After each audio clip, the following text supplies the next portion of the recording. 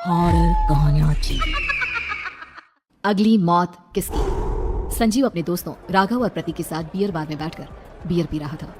संजीव आज बहुत खुश लग रहा था। अरे यार, आज की पार्टी में तो मजा आ गया। तुम दोनों दोस्तों के साथ तो मेरी जिंदगी इतनी अच्छी है कि क्या बताऊं कितनी अच्छी है। अरे भाई, अब दोस्ती की है तो जीना मरना सब साथ में। हाँ अरे अरे यार सुनो, जल्दी से एक बियर और ऑर्डर करते हैं ना, एक आखिरी, और उसके बाद ये जश्न यही खत्म हो जाएगा। अरे हाँ हाँ, क्यों नहीं। वेटर, जल्दी से 2 बियर की बोतल लेकर आओ, आज मेरे दोस्तों को जश्न मनाना है। क्यों?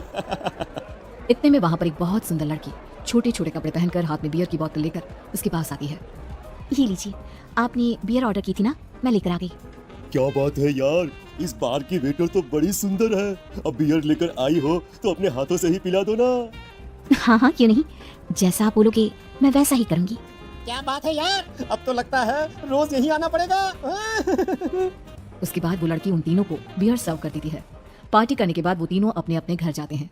प्रतीक संजीव और राघव को उनके घर छोड़कर जैसे ही अकेला अपनी कार में आकर बैठता है तो अचानक उसे एहसास होता है जैसे उसकी कार की पीछे वाली सीट पर कोई बैठा हुआ है। वो तुरंत पीछे मुड़कर देखता है। तुम यहाँ क्या कर रही हो? और तुम मेरी कार में कब आई? अरे तुम तो बार में वेटर थी ना। बस ऐसे ही मेरा दिल कर रहा था आपके साथ आपके घर चलेगा, इसलिए मैं आपके साथ चली आई। अरे लेकिन तुम मेरी कार में आई कब? अभी कुछ देर पहले तो यहाँ पर मेरे दोस्त बैठे हुए थे। प्रतीक के इतना बोलते ही उस लड़के का चेहरा खतरनाक तरीके से बदल जाता है।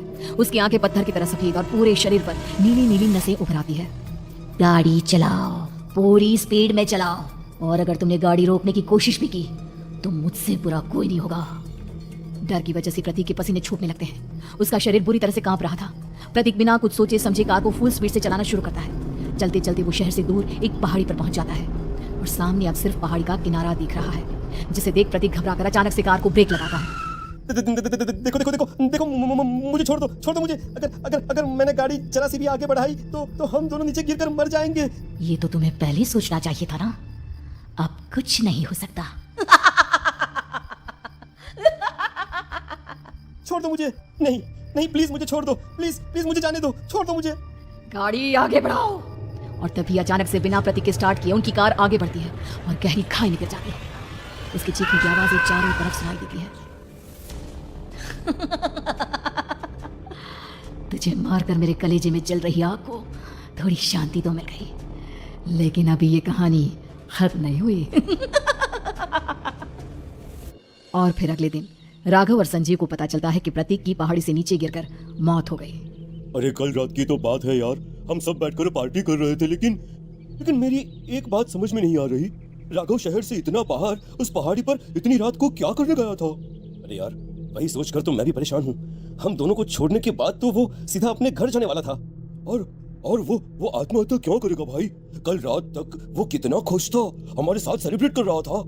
हाँ, लेकिन पुलिस ने तो यही कहा है कि प्रतीक ने अपनी कार को जानबूझकर पहाड़ी से नीचे गिरा दिया और आत्महत्या कर ली। अरे यार संजीव, मेरी तो कुछ भी समझ में नहीं आ रहा है। चल ठीक है, अब मैं अपने घर जाता हूँ। Okay bye. राघव अपने घर में अकेला था। दोपहर का वक्त था। तभी दरवाजे की घंटी बजी। कौन है? अरे 1 मिनट रुको, अभी आता हूँ। राघव ने जैसे ही दरवाजा खोला उसने देखा कि सामने एक बहुत खूबसूरत लड़की खड़ी हुई है। कौन है आप, और यहाँ किससे मिलने आई है? देखिए ना, बाहर बारिश शुरू हो गई थी, मेरी गाड़ी खराब हो गई है। आपका घर नजर आया तो सोचा कुछ हेल्प ले लेती हूँ। क्यों नहीं, आइए ना, आइए। मेरे कपड़े पूरे भीग चुके हैं, क्या आपके पास टॉवल मिलेगा प्लीज? राघव अपने बाथरूम से एक टॉवल लाकर उस लड़की को देता है। थैंक यू सो मच, अब मैं चलती हूँ। अरे इतनी क्या जल्दी है? आप चाहे तो बारिश रुकने तक यहाँ पर रुक सकती है। हाँ। लड़की ने पलटकर राघव की तरफ देखा। नहीं, मुझे जाना होगा, मेरा काम बाकी है। और वो वहां से चली गई। उस लड़की के जाने के बाद राघव अपने बाथरूम में नहाने के लिए गया और जैसे ही उसने बाथरूम में देखा तो उसका टॉवल वहीं पर लटका हुआ था। उसने टॉवल हाथ में लिया तो देखा कि उसका पूरा टॉवल खून के धब्बों से सना हुआ है। अरे ये क्या? ये टॉवल तो मैंने उस लड़की को दे दिया था, ये वापस मेरे बाथरूम में कैसे आ गया? और इस पर ये खून के धब्बे कहाँ से आ गए? राघव ने आईने में देखा तो उसकी गर्दन पर एक बड़ा सा चाकू का कट लगा हुआ था जिससे खून बह रहा था, जिसे देख राघव के होश उड़ गए। हाँ, अरे ये क्या?